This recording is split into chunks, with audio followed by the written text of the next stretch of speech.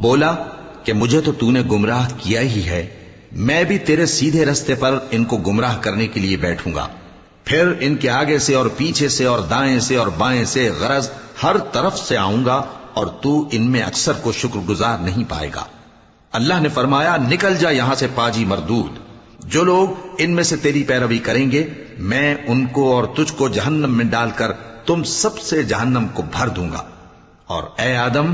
تم اور تمہاری بیوی بہشت میں رہو سہو، اور جہاں سے چاہو اور جو چاہو نوش جان کرو،